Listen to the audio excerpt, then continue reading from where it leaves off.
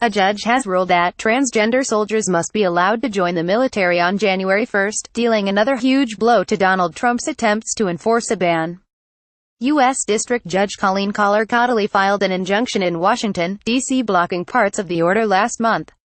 The Washington, D.C. judge has now confirmed that her ruling will bar the Trump administration from delaying the admission of new trans service personnel any longer. On July 1, Defense Secretary James Mattis pushed back the date on which trans people could enroll in the military. But the Trump administration can hold back the tide of progress no longer. KollarKotelly has written, those policies allowed for the accession of transgender individuals into the military beginning on January 1, 2018. She followed this up with an underlined sentence which read, any action by any of the defendants that changes this status quo is preliminarily enjoined, according to Think Progress. Trump stirred anger by announcing in July that he would impose a ban on transgender soldiers serving openly in the military.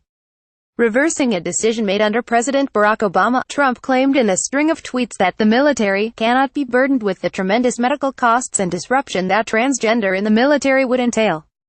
But KollarKotelly ruled that a lawsuit brought against the proposed ban by 5 active soldiers with more than 60 combined years of service was likely to win. And last week, District Judge Marvin J.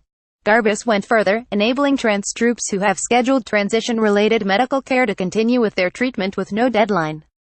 The Maryland judge ruled that Trump's potential prohibition was egregiously offensive, with no evidence to show it was necessary for any legitimate national interest.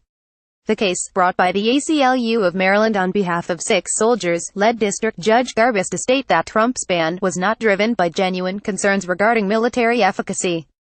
He added the proposal was a betrayal of trans troops who were already serving, and one which could not even survive a rational review in court. The lack of any justification for the abrupt policy change, he wrote, combined with the discriminatory impact to a group of our military service members who have served our country capably and honorably, cannot possibly constitute a legitimate governmental interest.